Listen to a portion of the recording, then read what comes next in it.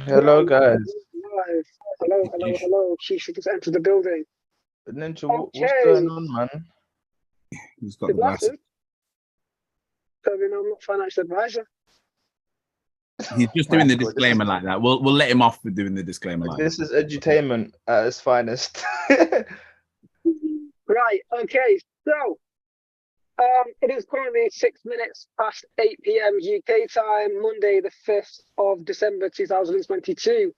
Yes, we are still doing the game, which is a free weekly webinar, which we've been doing since summer 2020, every Monday, 8 p.m. to 9:30 UK time.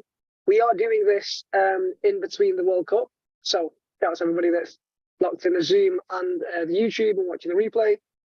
So disclaimer, as my glasses would have you think, all content is for education, information, and entertainment purposes only, and should not be considered as investment advice or a recommendation to buy, sell, hold any assets, nor place any trades.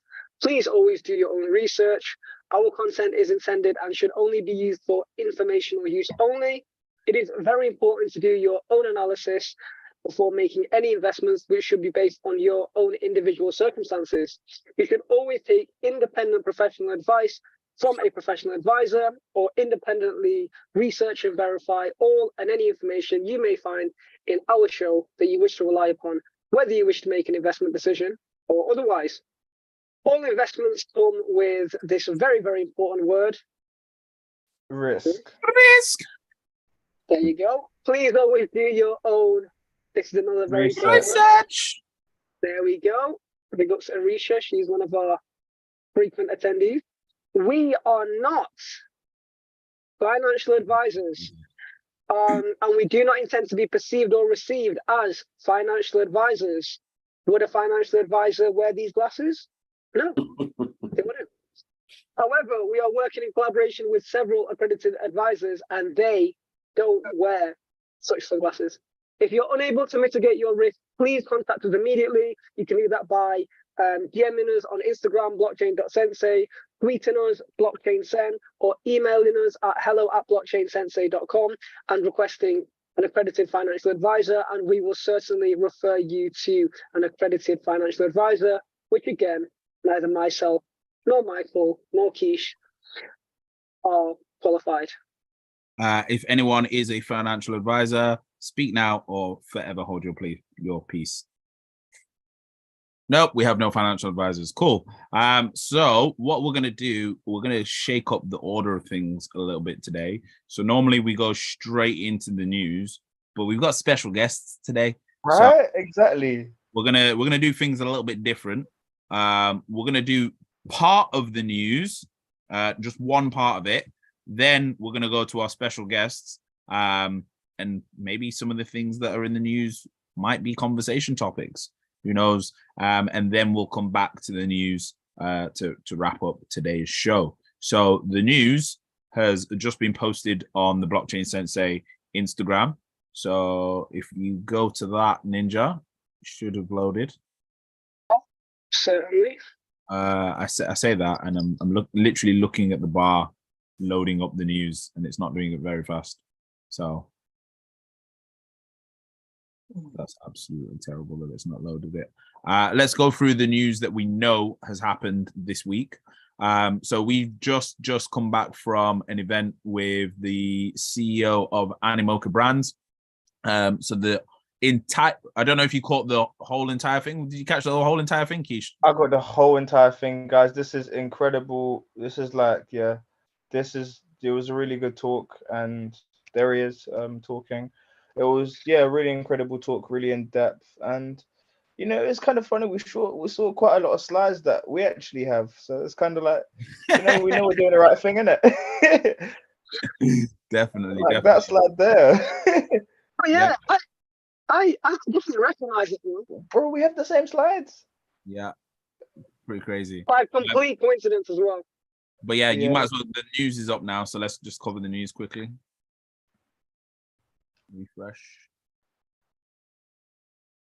Shout outs to cryptorank.io. So this week's news is crypto lender Genesis allegedly owes $900 million to Gemini's clients. That's a bit of a problem. Galaxy Digital wins auction to buy GK8 from bankrupt Celsius. Binance acquires Japanese registered Sakura Exchange Bitcoin. Crypto lender BlockFi files for bankruptcy protection. Telegram CEO Durov plans to build crypto wallets and a decentralized exchange. Very interesting. NFTs are officially live on Uniswap. We're actually writing a white paper around that moment, so it's very interesting. Coinbase disables mobile NFT trading, citing Apple's App Store policies, which a lot of people didn't know about. And then finally, OpenSea adds support for BNB chains NFTs. Very, very interesting stuff happening there, especially that BNB chain NFTs on OpenSea, because most of the worst NFTs on the planet are on the BNB chain. So it just shows that OpenSea are struggling for revenue. But yeah, let's get to our special guest that we've got today. We've been joined by Mr. J and Mr. Gareth of none other than the amazing platform that is Daxci. Gareth, guys. Jay, do you want to introduce yourselves to our audience? Yeah, I'll start. Good evening. Hope you're well. I'm Gareth. I'm the Sales and New Business and Client Acquisition Director for Daxci Europe. We are let me tell you what Daxci stands for. It's a funny word. So it's Digital Asset Community Exchange International. We are a platform designed for wealth. People who want to buy, store, and hold for long to medium term. We can explain more in depth over the period of this wonderful webinar that these crazy guys at Blockchain Sensei have put on for us. And I don't know why you've got your glasses off. I love them. Put them back on. Oh, it looks like Michael's taking them back on. Michael's put them on. Yes, exactly right. So you missed a great bit of news, in my opinion. So there's some more news that's come out that I was most vibrant about today. Tether.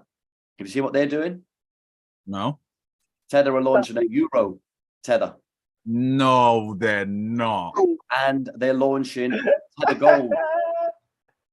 Tether Gold, where they're doing exactly what we do. So basically, and I'll put it on record already. I'll put it on record right now. Tether have copied us.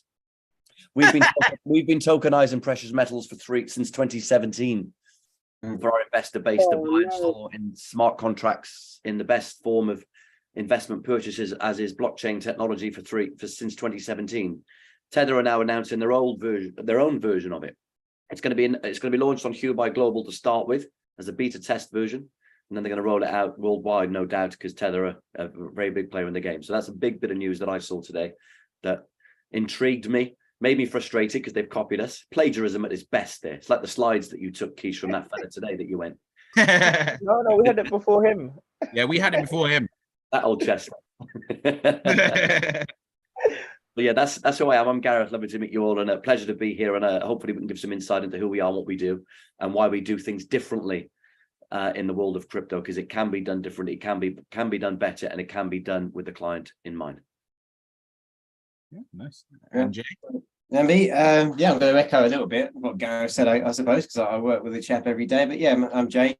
I probably work a little bit more with the kind of financial professionals as a platform, as a wealth platform. We've struck a lot of relationships with financial professionals certainly over the course of the last year. And we're trying to change the way crypto is viewed. So that can be kind of accountants, financial advisors. But as Gareth said, we're the wealth platform that's with the human touch, with the kind of people you can see and meet and speak to whenever you want, and just trying to change the way crypto is viewed. But I'm sure we'll get into that a little bit more as we go along this call. Yeah. Okay, cool. So you've informed us of who you are. Can you tell us what Daxci is? There may be some people that have heard about Daxci before. There may be some people that have never heard about Daxci in their entire life. Of course. Yeah, I'll take that one for you, Jay. No problem at all. So yeah, Daxci. There's two parts to us. So we have our own coin, the Daxci coin, which is going to revolutionize the world of crowdfunding as we know it. It's going to introduce, so crowdfunding as a model is massive, and it's predicted to be trillions and trillions of dollars in growth, in the next 15, 20 years, which is obvious. In every company around the world, every entrepreneur needs funding. Without funding, ideas don't grow or don't exist or don't flourish. Somebody said to me today, I've been to Center Parks this weekend, and I've just come back this afternoon, so I'm very tired. Hence the glass of red wine. So this is getting me through this. So I'm not going to apologise. It's late in the evening. We're all chill. It's all good.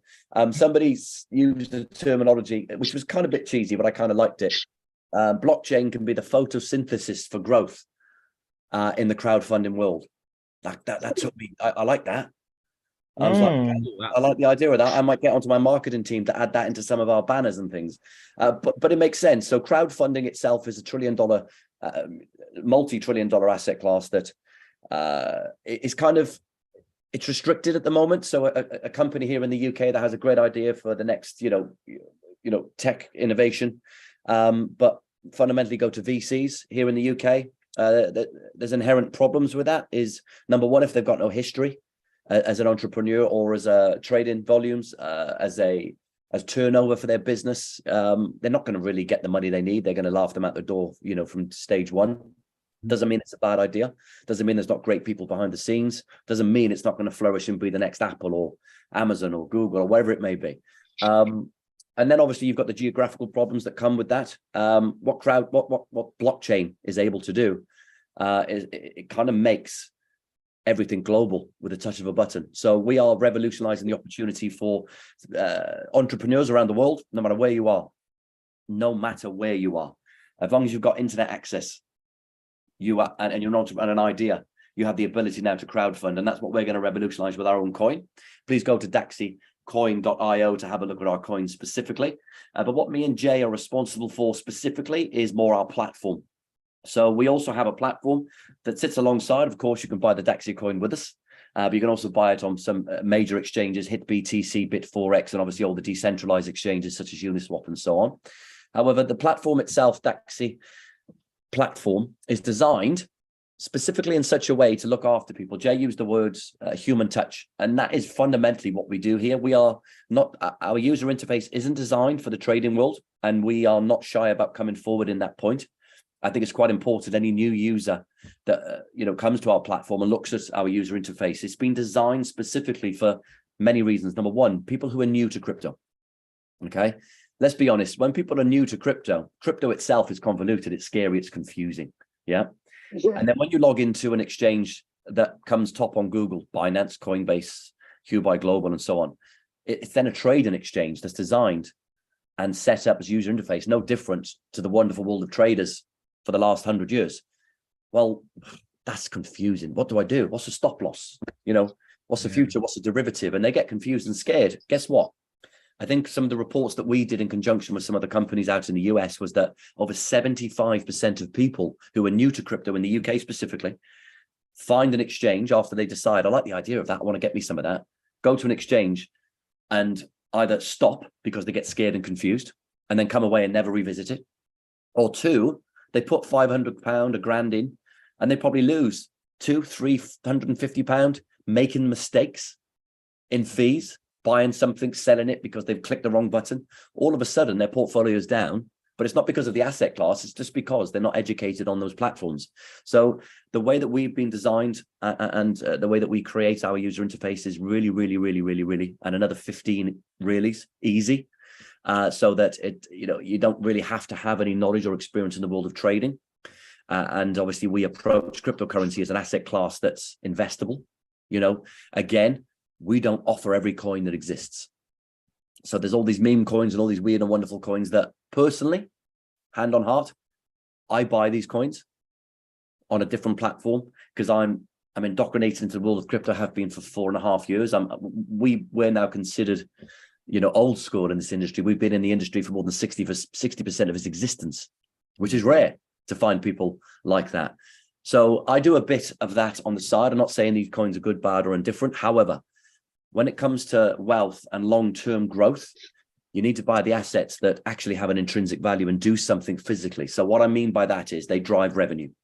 And I always use the analogy with clients who are new to the industry is say, look at cryptocurrency, look at Ethereum as a coin, for example, or Polkadot, Chainlink, Stellar. Look at them as businesses. What do they do? What problems are they solving? And it doesn't have to be the problems they're solving in the wonderful world of crypto, because hopefully they solve a problem in real world that has more applications than just blockchain and smart contracts and crypto. And what we then do with that is say, okay, now let's look at it from a business point of view. This company here, Ethereum, I think it was 2021, after the pandemic, turned over something like $14 billion in revenue for one of their revenue streams in one quarter. Now, if you think of it from a business point of view, is that a company I'd like to invest in? Well, yeah, it is. Yeah. I say this all the time, and I'll probably be saying the same thing in 20 years. Okay. And the way that you buy crypto, you buy an Ethereum token, it's no different to buying shares in a company, but you buy it as a token on the blockchain on an exchange that you like to use. That's how crypto should be looked at from a wealth point of view, because crypto is here. It's not going anywhere. Look at all the car crashes that have happened in the last 2 months. Yeah. All it's done is make crypto stronger. It's made the industry bigger and better. It's brought in new ideas, new regulation ideas, new protection, new legalities, whatever it may be. So from our point of view, what we do is we look after people who are new to crypto, people who want to put serious money into crypto. We're not talking a couple of £100 here and there. We're talking multiples of thousands, and in some cases, multiples of millions. We have an OTC desk that we look after clients specifically, and we lock in values. But fundamentally, you get everything you get with crypto without the rubbish, but you get human beings that will talk to you, pick up the phone, meet you in person. Yep. Jay, bless him, has been in and out of London about 15 times in the last month and a half, meeting specific clients that that have reached out to us because they've seen us on something of this nature, a webinar with various companies. So we've partnered with various accountancy trade bodies, the ICAEW and so on and so forth. And we really want to get out there and say, look, crypto can be looked at as an investable asset class, and it's not weird and wonderful and scary. And it's not all about NFTs and pictures of, blurred apes. It can be something that really has intrinsic value. And, you should be buying for your future wealth. And that's how we approach this industry. 100%. Long answer to a short question. You'll get a lot of that tonight. I apologize. It's the wine. It's the wine. The wine's got him. You've got you passionate. On the subject of what we're seeing with other exchanges and safety. Yeah. I remember having a conversation with you, and guys, if you want to know more about Daxci, they're at pretty much every event that we do. We've got a full episode where they came down to the office and we interviewed them, so you can watch that if you want additional information. But one of the key things that came up in that conversation was insurance. Now, can you go into a little bit how Daxci is insured and like your insurance policy that you guys have got? Jay, I think it's time for you to hit the screen now. Go, boy. I did say my answer would be shorter than yours. Look, just kind of alluding to what Gareth just said there, we kind of set ourselves up as kind of this boutique wealth exchange, and with that, I think naturally comes, we've always wanted to be the exchange that you can store the assets of your choice with for a medium to long period of time, but you want to do so safely. You want to be able to sleep at night. And we kind of want to relieve people of the burden of self-custody, which is now something that's kind of cropping up in most conversations around this space. So we've always been designed with kind of safety, security in mind. So there's a few layers to this. I think the first and most importantly is if we use our exchange, you have full custody. We provide full custody over all of our assets. So that's through a company called BitGo, who I think generally perceived as being the biggest company, in that kind of space. So what we do is we keep 98% of everything on the exchange in cold wallets with BitGo. The remainder is really what we've got in our own coin treasury, which is always kept in cold wallets anyway. And kind of that means a few things actually. So it means that we've got an independent security rating through the Mobzilla Observatory of A+. And just to give that some perspective, I bank with HSBC and they have a rating of C. So it's really important to put that into perspective in terms of just how much security we put into the exchange. So we have the full custody. Also, there's I think there's a new layer of security that we've always had, and we've always had it into our terms and conditions of business, but it's never really been a talking point until now. And that is that we actually have never and will never trade any client's assets whatsoever. No leverage positions, we don't do it. And what that simply means is if all of our clients around the world, because obviously we're a global exchange, pulled their assets from us today, it actually wouldn't affect our company financially. So, and that I think has become, we're all familiar with what's been going on with FTX and obviously a number of other exchanges as well. And we're familiar with it because, of course, look, banks, we've got a fractional reserve banking system in the UK, which means that they can not only trade your money 5 to 6 times a day, but they can actually lend out 10 times what they have in reserve. And that's how that works. But they do so in a regulated market, so you could argue it's okay. But in the crypto market, it's, I'm going to speak personally, I just see it as a risky position to take. We've always been aware of other exchanges are doing it, but it's never been the talking point until, of course, it all come crashing down quite recently. So that's another layer of security we give. So essentially speaking to the fundamentals here, from a global perspective, every quarter we employ a team of white hat hackers to try to infiltrate our exchange in different ways so we can learn and we can become more secure, more robust, and add to our strengths.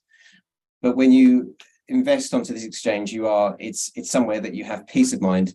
You can hold it long term. You don't need a treasure under your bed or in a safe somewhere and hidden away, ends up in landfill. We've all heard these things along the line.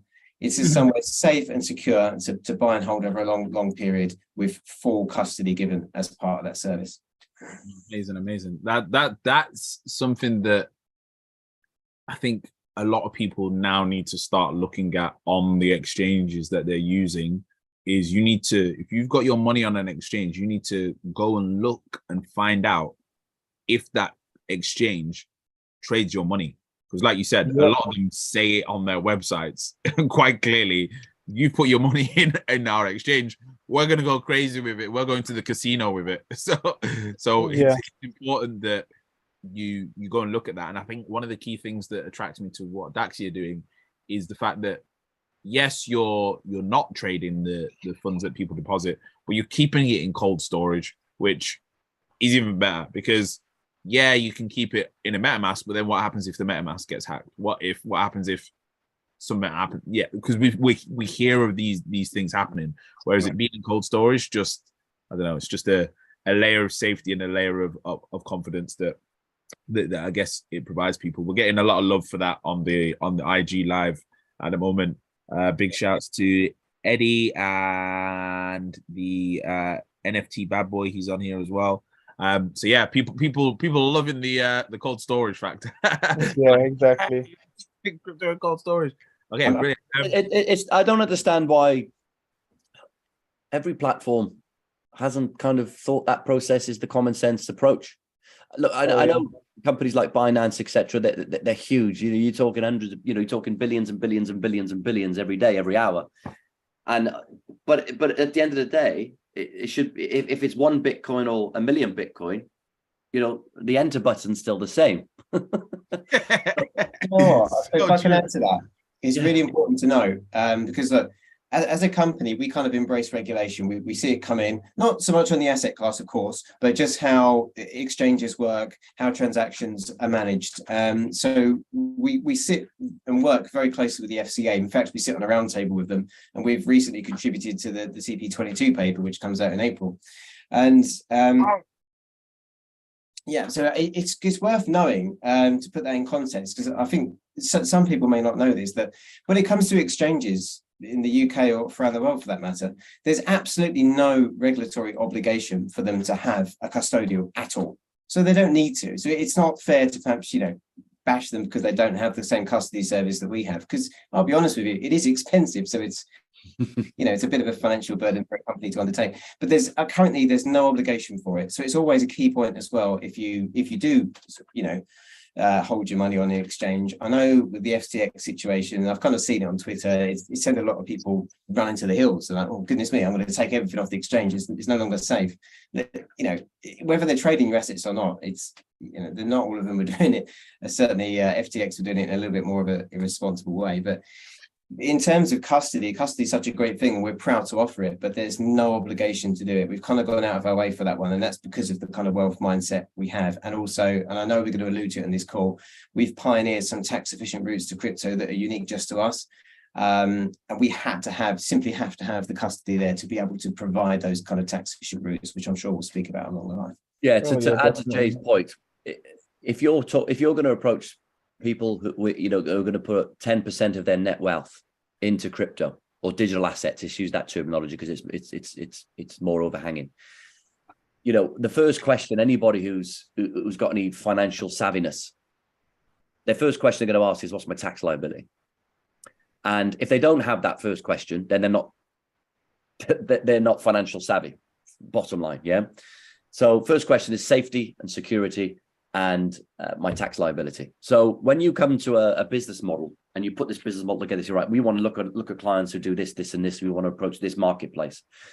You then need to tick the boxes of the pain points they will have, which is, can I, pay as little to no tax as possible? Well, that's been quite difficult because, less than 3 years ago, crypto was deemed a gamble.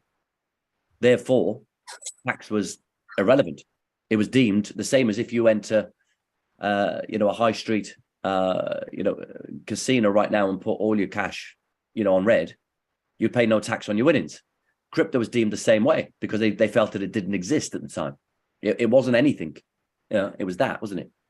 But now all of a sudden, it's capital gains tax because they know it's not going anywhere. It's here forever and ever and ever. And if whether you like it or not, whether you understand it enough or not, it's just tough. That's what it is. Deal with it. Get on the train and ride it and make some money from it, or be left behind in the cold. So we as a business is, any business that, like you guys, Blockchain Sensei, you have a target market. You then do things to approach and target that market. We're the same. First, crypto wealth, digital assets as an investable opportunity, future wealth. Buy and store with us for medium to long term. Buy crypto under a pension. Now that's big. That's powerful. The terminology of pension thinks, oh, I'm going to live off that, and when I finish work and I've got no income. Now that's a powerful mind. Can we swear on this call? Yeah, that's a powerful mind fuck. What am I going to do out of retirement? Isn't it? If I've not got an income, if I'm not going to work, if I'm not working all day every day, where's my income coming from? Or what if I'm 30 and I put 10% of my net wealth into crypto? I need to make sure that's going to give me an income. So it's about education. It's about understanding. It's about picking the right people to do it with.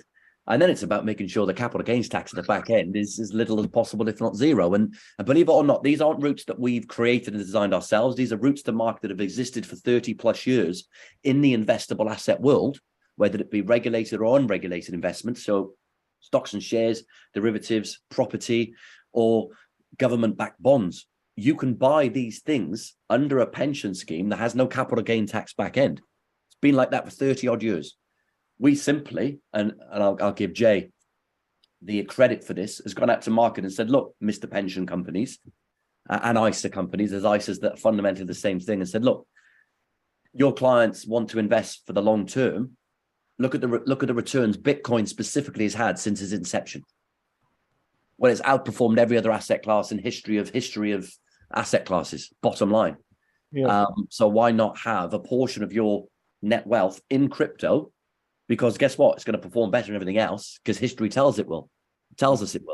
So that's where we've come to this conclusion of what our model is, who we want to look after. Look, don't get me wrong, the doors are open for everybody. If you've got 500 quid and you want to start in crypto, we will look after you the same if you've got 500 million quid. We will never treat anybody different. We never actually ask your investable amount. It's none of our business. We have calls daily with people and meetings with people that their investable asset amount, we don't ever know. We only ever know when it comes over a certain amount, we obviously have to have proof of funds. Other than that, we never ask. It's none of our business. We will treat you the same, £500 or 500 million pound. It doesn't matter. We will treat you exactly the same. We'll give you the hand-holding experience, all of the documentation that you need, educational material that's available free of charge on our Learn website as well. And we'll really be there to look after you because that's how it should be. And I think that's one of the big problems that crypto has, is that there's not many out there doing that kind of process. 100%. Yeah. So guys, if you want to book in a meeting with Jay or Gareth and want to learn more about the Daxci platform, put in their calendar links. You can't really get more personal these days than getting some right. link, really. Like that's basically going. I'll bring the wine. Yeah. Yeah. You and Gareth can have a sip of wine and talk through the platform and talk through what it's like to use Daxci. Arisha, I think we've spoken at the event about this platform. So yeah, definitely Arisha, we was gonna set up a call for you anyway. But yeah, if you grab the link and drop him a message. Deco, this is something we're using and we're getting all the team to use. So Lucas has already had his meeting already.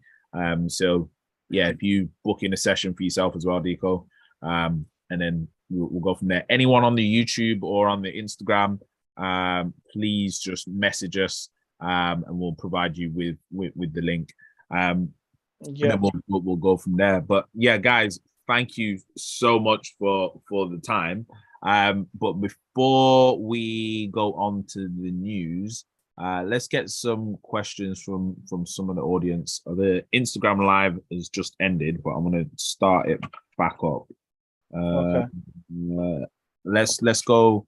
First of all, let's go. Arisha, do you have any questions or anything that you liked about what the guys were saying? Hello. Hiya. I was just taking it in. It's just a lot. Yeah. No worries.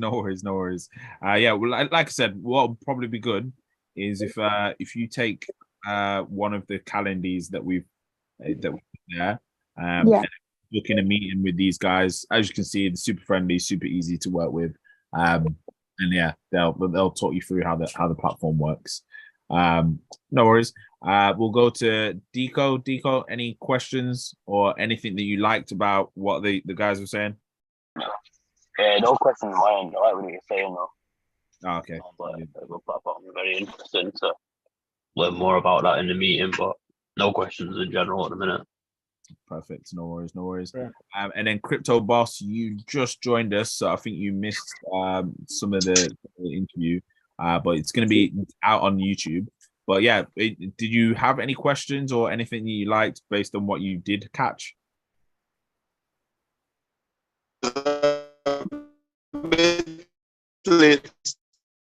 But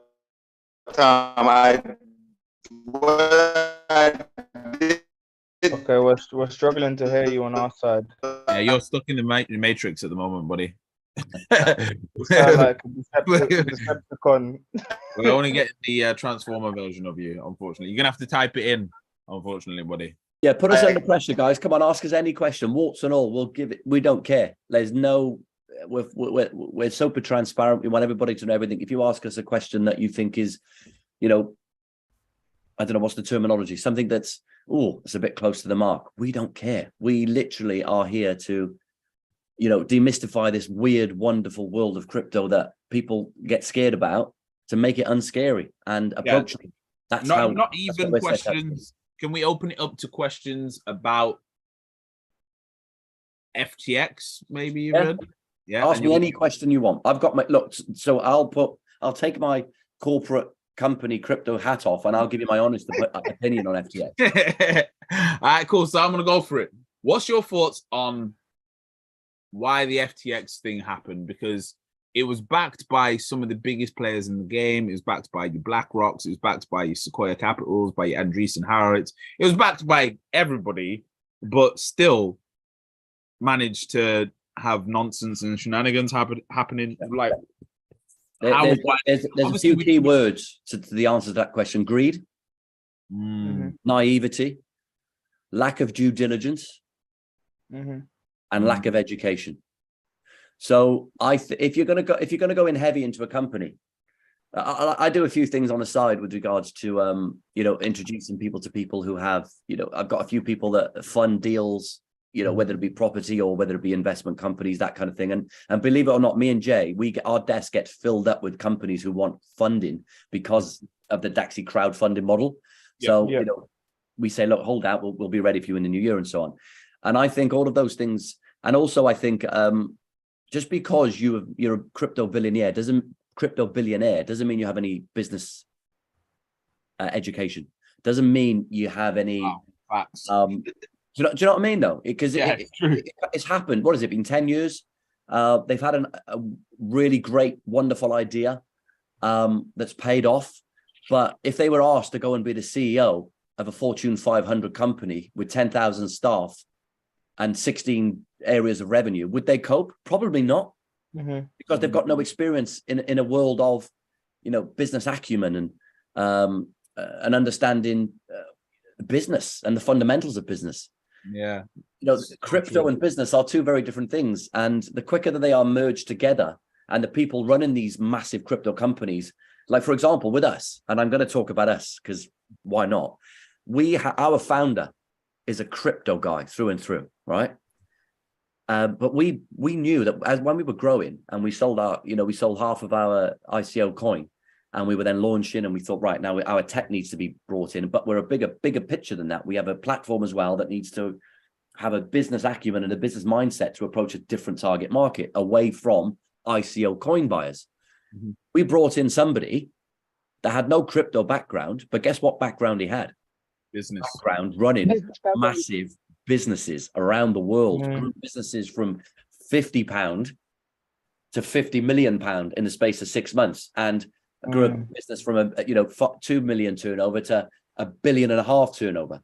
Right, this guy needs to come in and run our business for us at the high CEO level, so that the business is run properly. Fundamentals, profit, loss. Are we spending money in the right areas? Are we spending money for the right reasons? What risks are we taking as a business? How do we look after our clients? And I think personally, the FTX debacle has happened as a result of naivety in the marketplace with regards to these big companies getting into something that, he's number 4 on coin market cap of biggest exchanges. He must be great. Well, sorry, there's more to it than that. Understand the use case, understand the background of not an individual, because let's be honest, the background of individual as well is not always the most important thing, because the idea they've got now is crucial, and take them for the merits they have, but get people behind the scenes to do the things that they're not very good at. I know what I'm good at. I know what I'm terrible at. And I'm not good at spreadsheets. They bore me to death.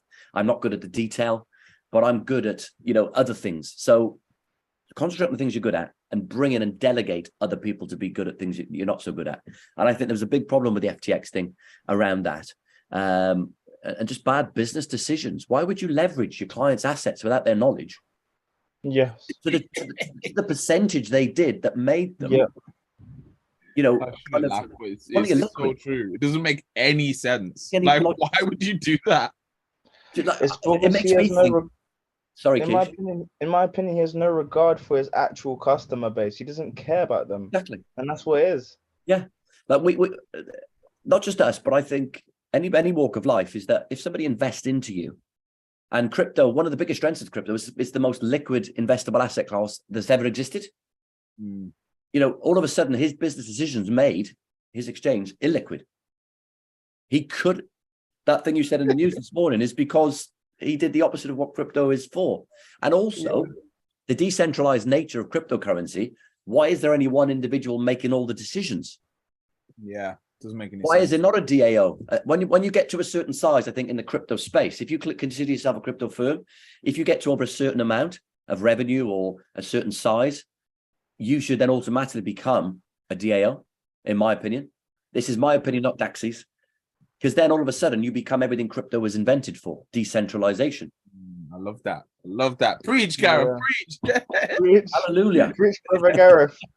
Like, imagine that world where like all these crypto exchanges, they get to like 10 billion and go, all right, cool, we're going to come down now. It's not our company anymore. It's the communities. Imagine. That's what it should be. Not billionaire CEOs, because you're defeating the object of what you said you was about, and you're just not. Yeah. But why was Bitcoin invented in the first place? To get the man, as they call it, out of the picture, and have us as a group and a community to make the decisions, and have control of our own finances. No, I definitely agree on what you were saying about business, because we've had conversations with developers that are telling us they're launching an exchange and that they're launching a DeFi system and they're doing this and they're doing this NFT exchange to take down the traditional finance world, but they have no idea what the dollar index is and like what? And you're like, you do realize, like, if the value of the dollar changes, everyone's business is affected. And they're like, yeah, but that doesn't matter because this is decentralized. I'm like, no, it does. Like, it does matter. But yeah, so I definitely agree. There is a big problem in the blockchain space where a lot of the companies are run by people that haven't run a company before, let alone a company of that size in staff or money. And I think the new wave of businesses that are going to do well, and one of the things that we always say when it comes to investing is one of the things you should be looking at is the team. Like, it's the team. If the team aren't putting their face out there, yeah, not a good sign. If the team aren't, like, haven't been in business before and this is their first ever business, that is not a safe thing to invest in. Like, it's just not. Like, no. What a nice little Christmas story on that topic. Go on. 2 clients have sent me nice fancy bottles of booze for Christmas present to my home address. Oh. So 2 clients know my home address. More than 2. Our clients know my home address. Wow. I'm not going to publish it here today. However, that's different levels of, like, personal relationship. I can honestly say none of our clients know our address. I don't think. Yeah, okay. You him to know my address. Now. Yeah. He sent me the biggest stogie cigar. It was probably worth a couple of £100, and he said, when the Daxci coin gets to $1, we're going to smoke that together. Okay, so I've got nice ready, and he sent me in the last, literally came on Friday, £150 bottle of vodka, and it's something like quadruple distilled, and it is just beautiful. So that's on ice right now, and I might have a glass of that after this call. Just why not? See, guys, like, that's the personal touch. Everybody that is the personal every touch. client. I'm going to put something out there now. Every client that invests with us is welcome to buy me a present. Christmas is around the corner. Gareth, you know how you said how this all started with, like, people taking people's ideas and concepts. We're going to start doing that now. Yeah, we're going to do that. Let's make a company policy, guys, that for anyone that completes their education with us, they get our address. Becomes like a black belt in our, like, education system. We give them our address so that they can buy us a present. Love it. And whoever sends the best presents gets some free crypto. That's amazing. Let's do that. Yo, crypto boss, talking of which, we owe you £50 of Bitcoin. Did you send over your address that you want it sent to? He means wallet address, not home address. Yeah, I sent it on the blockchain Sentry message site on Instagram. Oh, it's on the Instagram. Hang on a minute. Let me check. Okay. On the gram, yeah. Crypto boss. Oh yeah, you had a question earlier when your signal was terrible. Yeah, we can hear you. No, now. I was saying you was asking what was my take, as I came in late, but I heard what I liked. He said that no matter if you invested 500 quid or 500 million, they would treat you the same. So I like that. Yeah, man. That's important. That's super important. So yeah, now I'm sure you guys are seeing why we don't allow many platforms and exchanges to, like, come on our show, like, at all. We're very, very, very strict on that policy. So the crowd and the audience is probably like, hang on a minute, what's going on here? Like, why have you done that? That's a bit weird. But we'll be open. These guys are the first centralized exchange, right? Yeah, they're literally the first exchange we've ever had on. Brilliant. I've already signed up. The first one ever. Yeah. I just need the fund. That's it. We've been in the show for nearly 2.5 years, guys. You guys, first ever exchange. Previous exchanges, who we will not name, we said no to. Yeah. Yeah, and people that have said, hey, we're going to pay you X amount, please let us use your face, we said no to. Yeah. So you see the likes of FTX and all them exchanges that are going down now? They're the kind of people that contact us and we say no, because just not, like, unless you're going to meet us in person, like, you don't get access to our community, because we're trying to build something here for the next 10, 20 years. We're not here for just a quick 1 million, 2 million. It sounds really crazy to say, but guys, 1 million, 2 million is very easy to make in this space if you do the right things and you're willing to wait 5 to 10 years. Whereas in the traditional finance world, 5 to 10 million from investing, that's going to take you 20, 30 years. So what I think happens is in crypto, people have got a little bit desensitized to the fact that that's just not normal. Like, it's not normal, like, for you to have to wait 5 to 10 years of investing to become a millionaire and retire with £1 million portfolio. Whereas in the TradFi world, let's not even think of the TradFi world. Let's think of the normal world. The average person's retirement pension is 50K. 50K. Yep. In the UK, That's insane. Like, how can you retire with 50K? That's not going to last you even a year.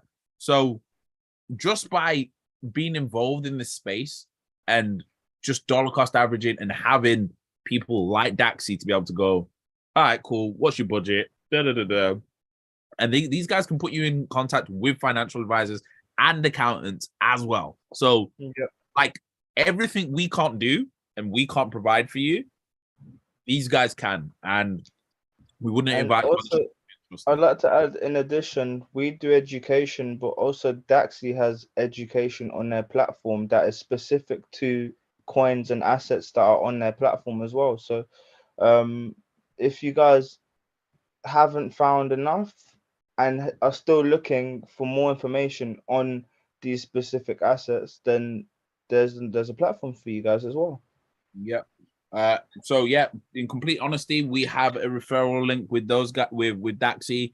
So we will receive a small commission, just like we do with Binance and with Coinbase, if you sign up using our link.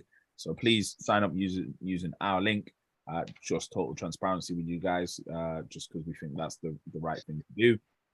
So yeah, and that's pretty much, we're transparent with you guys on that, because we tell you to do that with Binance, Free Trade, Revolut, and whatever. So that same methodology that we apply, if you're going to take risks, do it with free crypto. So if you're looking at the markets at the moment, you're like, oh, Doge is down, Shiba's down, go and earn yourself some free crypto, then go and do that. That is not financial advice, because I'm not a financial advisor. So I don't know if it's legal or illegal for me to say use free crypto and invest it, but I don't know. I don't know if that's still... Just protect yourself. Just make sure you're protected. It's a strange borderline. Arbitrage it. You're skating around the strange borderline of what's arbitrage is perfectly legal. It's what some investable assets were built on.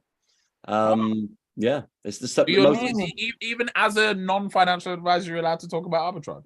Absolutely, yeah. Arbitrage is perfectly legal. There's arbitrage desks at some of the biggest hedge funds in the world. Yeah. We know that. Yeah. So arbitrage. I didn't know you was allowed to talk about it if you're not a financial advisor. Yeah, it's actually a risk. It's not a risk. It's a pain in the ass for a platform of our nature, and any platform where, like, we have a refer a friend scheme, like I think everybody does. If you sign up and you refer a friend, you get some free Daxci coins. Yeah, fantastic. Okay, well, we're giving them to you free. They have a real world asset value. You can go and sell them. That's arbitrage. Yeah. And it's an issue for us, because we obviously, look, we wouldn't do it unless we protect it. We obviously don't want to have anything that has any risk or valuation error on the value of our asset and our token.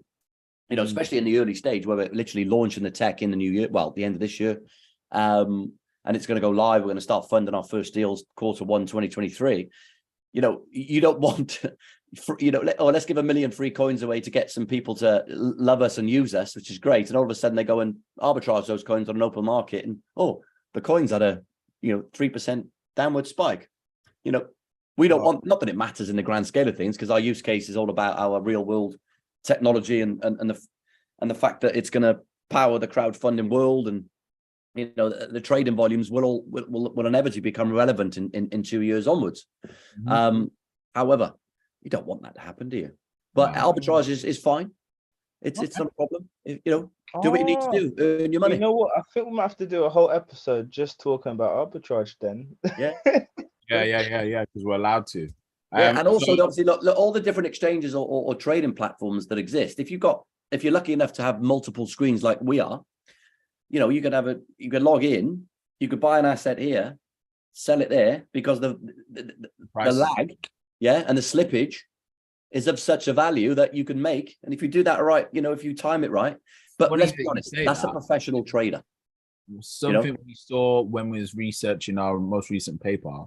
Decentralized exchanges have around a 5-minute lag on price in comparison to centralized exchanges. Jeez Louise, I can't believe that is a lot. That is ridiculous amount of time. That's insane. That is horrendous. 5 minutes. That's the difference between $16,000 Bitcoin and $30,000 Bitcoin. Yeah. So we just realized, hang on a minute. That's like a whole. You saying that it's a whole industry, it most definitely is. There is definitely someone out there, just all they do all day is jump between sectors and definitely. Literally, let's put that in the context in real world, taking crypto away. That is 1 day of trading on a stock exchange in terms of timescale. Mad. Because crypto is that fast, the volatility is so quick. You could consider that as 1 day, 9 to 5, FTSE 100 trading. Timescale and difference in swings of value and prices. That's ridiculous. That can't happen. What are they doing? Sort it out, man. They'll blame it on Wi-Fi. Now it's because of the block sizes and block times. Block sizes, yeah. That's why. Liquidity pools, etc. Yeah. It's actually so logical when you think about it. And you're like, oh yeah, that's really bad. That, but yeah, interesting fact for everybody there. But we're going to wrap up with the news. You guys, thank you for coming on. Feel free to stay for the rest of the news if you want. But if you want to shoot off and enjoy your wine, feel free to do so. So we're going to wrap up with the last bits of news. The last bits of news are TVL performance on multiple networks in November. So we see the TVL on Ethereum is actually down now by 20%. Tron is down by 20%. Binance is down by 8.3%. Avalanche has taken a massive hit to the face and is down 27% in terms of total value locked. And Arbitrum is just 3% down, which is very interesting. The ones that are up are Ultron, Fusion, and Carver. Those and then Telos and Aptos. Telos doing crazy things there. So do your own research on Telos and Ergo because their TVL has gone up in this market and in this situation. So go and do your own research on those two. Market overview. Top gamers was YFI. I'm sure this is Yearn Finance. We covered them before. These are the guys that are doing the insurance. And again, today's episode is about insurance as well. So look out for that. Crow has had a bit of a spike up, as you can see. The interesting nodes that are time have had a bit of I'm going to say this is an exit liquidity play on time. Be careful around these time nodes. But the interesting thing is we are at a 26 for fear. So as they say, when everyone is greedy, be fearful. And when everyone's fearful, be greedy. But in terms of top 10 gainers, none of these are on our watch list this time, apart from Star Atlas was something that we covered a while back, about a year ago. We covered this one. It's probably not at the same price as it was a year ago. So we've not had any updates on what that project's doing either. Major exchange is publicly reported proof of reserves. So if you've got your money on any of these exchanges, this is them showing how much actual proof of reserves they've got in the different things. So KuCoin only has 2.32 billion in reserves, which is kind of a bit worrying to me. Binance 60 billion. Okay. Crypto.com with only 3.3 billion is slightly worrying as well. So yeah, in terms of proof of reserves. And KuCoin as well. Oh my god. Yeah, it's a bit. I said this last episode, and I said this when we done technically speaking. Mhm. Watch out for your KuCoin. Watch out for your Kraken, and that's what I have to say. Yeah, he said it before. Now, in terms of decentralized exchange trading volume, the one thing that's always going to be active in a bear market is decentralized exchanges. Why? Because it's people trying to get out of cryptos on decentralized exchanges. So they're always going to have volume in a bear market. So we can see at the moment, Uniswap V3 is up in trading volume by, so overall Dexes are up by 110%.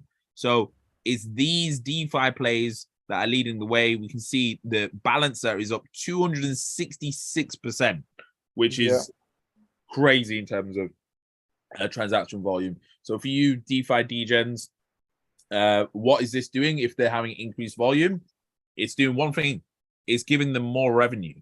Now, one of the things that we saw in the Coinbase report, and we've seen in a lot of the reports, is the main thing that institutional investors are interested in is DeFi. That's the main thing they're interested in, is these DeFi players. Now, again, like Gareth said, what makes a good company is revenue. Here is the top 10 projects by revenue in the last 7 days. We have 1inch making 166k revenue, which is 207% increase. Yearn Finance is there again with a 77k revenue this week, taking it to 88% growth. So those are the two that we know about, and obviously Aave, which is a Aave is a DeFi protocol. The largest London platform. You can see $247 in revenue, $247,000 in revenue there. So again, these guys are making revenue. So go and do your research and invest in things that make money. That's pretty much it. So yeah, thank you very much everybody for joining. Crypto Boss just says he has so much Star Atlas. Crypto Boss, I would no comment on no financial advice. no financial advice on that one. It's just strictly no advice. I'm just gonna shut up on Star Atlas. Let's just see if it goes to the moon. So thank you very much everybody for attending today's episode. Thank you everybody who watched on YouTube, who watched on Instagram. If you want to book in a session with Gareth and Jay, it's available. Just let us know. It'll be in the comment section on YouTube, and it'll also be in the comment section on our Instagram. Thank you very much, Jay. Thank you very much, Gareth. Thank you very much, everyone, for attending. We've been Blockchain Sensei. Love you all. See you later. Bye-bye. Thanks, guys. Bye-bye. Oh, what have I done to my mouse? Oh, no. Uh-oh. Uh-oh. Gotta take the whole bloody thing off.